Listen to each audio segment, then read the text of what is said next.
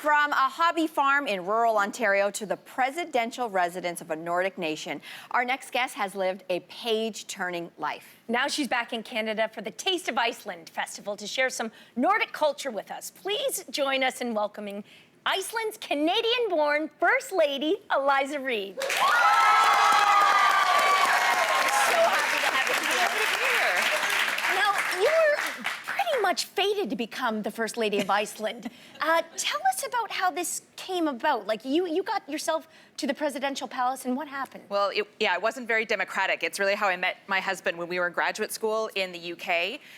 We were both on the rowing team, and they were doing a fundraiser one night, and the guys had these styrofoam cups in a row with their names on it. And we ladies would buy tickets. We'd mark the tickets with our own names and put them in different cups. And the guys would draw out a name and have to take that person on a date. Oh. And so I thought, well, this Icelander is kind of charming and entertaining. And so I bought 10 tickets and I put 8 in his cup. You put 8? I thought all 10 would be like a stalker, you know? Yeah. But 8 showed just, restraint. Yeah. Exactly. And then you also made the first move when it came to the wedding proposal. I did. I proposed to him. I just Love it.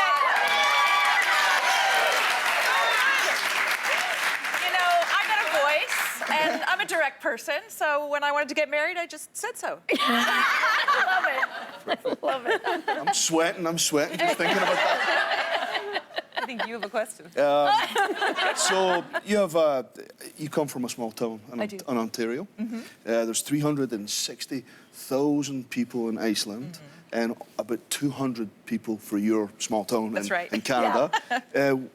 Did you find that to be a relatable thing when you moved to Iceland and identifying with the Icelandic people? Yeah, you know, I think people from small towns are sort of friendly and egalitarian and always willing to help each other out for things, and I think that applies a lot in Iceland. Everybody chips in if there's a problem or somebody needs some assistance, and you know, I think that's the same about Canadians overall, right? We're pretty friendly.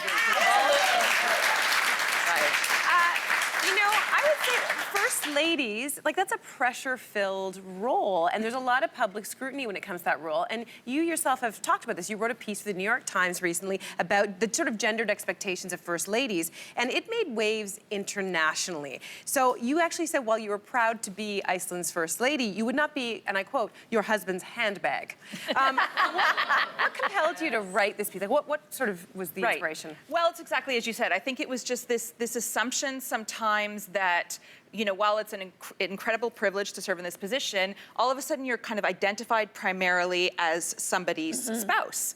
And even though I'm very, very proud of my husband and his achievements, it feels a little bit like you lose your own identity in some way. And I thought, you know, in 2019, we need to be hearing women's voices more, not less. I love that.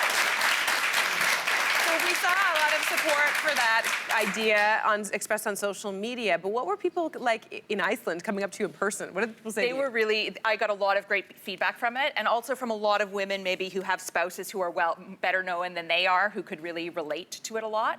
And I think, you know, as women, sometimes we feel, you know, before I sent it out at the end, I thought, wait, nobody's asked me to do this. I don't have to publish this story. Maybe I'm just asking for trouble and I'm asking for internet trolls to chase me or something. And then I thought, no, I've got something to say. We ignore all those people. It's just important, as I said, for women's voices to be heard. And you are such a strong advocate for gender equality. And Iceland, I gotta say, you guys got a lot to brag about because you are the first country in the world to legalize equal pay for men and women. My gosh. Also turns out that Iceland has been ranked the best in the world for gender equality for the last decade, which is unbelievable. So those sound amazing, and that's huge progress. And at the same time, the question remains, so then what do you need to do next? Exactly. And I think, you know, maybe what I'm most proud of, well, I also like to brag a little bit about that statistic, but I think what I'm maybe most proud of is I think any Icelander that you speak of, they'll mention these things and then they'll say the word but. Because if best in the world is what we achieved so far in Iceland, that's not that impressive. think we have a lot more that we can do in areas like women in business, in women of foreign origin like myself, and there's a lot of areas we have a lot of work still to do, but I think society overall in Iceland really realizes that gender equality is something that we all benefit from. Absolutely. Now, it's reported that 1 in 10 Icelanders will publish a book in their lifetime. Now, this is extraordinary, but you're a co-founder of the Iceland Writers Retreat. You're a writer and editor yourself. Your brother is one of my favorite Canadian writers, and you're hosting a literary event tonight in Toronto as part of the Taste of Iceland Festival. So what is going on in Iceland's water? What is, how come everyone's so creative? I know, well, there's this great respect for the creative pursuits overall, but I think maybe one of the reasons people talk about writing and literature a lot, it's this history of the Icelandic sagas, which were written centuries ago and inspire people to this day. And I think there's just this overall, respect for people who want to express themselves in some way, and that's really encouraged. And so if you are a writer either as a career or just like to write away in a notebook, people really admire that and enjoy that. I love that. So the Taste of Iceland Festival gives people a chance to experience all aspects of Icelandic culture, from music to literature and cuisine. As a former food critic, Yes. what surprised you most about Icelandic cuisine? I guess it's just how diverse it is, but also how wonderful and fresh the food is. It really brings on that, farm to table tradition that we all want now. The lamb is all free range. They're just sent out to the mountains and the highlands over the summer and then caught in the autumn. The fish, obviously, sustainably caught, really, really fresh. Even all the vegetables are sourced from greenhouses that have, that use geothermal energy, so there's no carbon footprint with them. And so they're really, it's great fresh foods. Food to table, not just currently now, but like forever. Essentially. Exactly.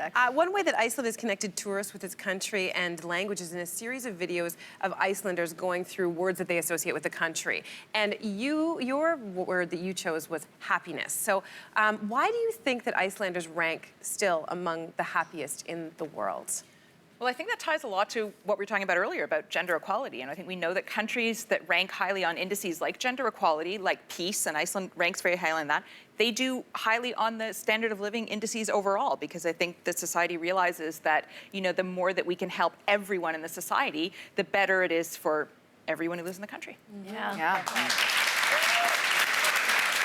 And it turns out people around the world are starting to learn that because tourism to Iceland has really started to boom. I will say anecdotally, I hear of every other bachelor party doing it in Iceland. I swear, that's what I hear. It's true. Anyway, so we have a lot to learn, though, still about Iceland. It still seems like it's so mythic and maybe mysterious. So we have some misconceptions or maybe some statements, and you can help clarify if this is true or not true and what else we need to know, okay? I'm ready. So here we go. Are Bjork sightings really common? Yes. Really?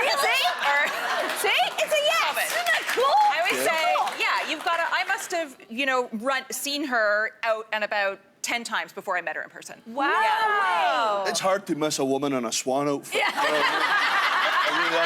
So, is the whole country really on a first-name basis? Also, yes.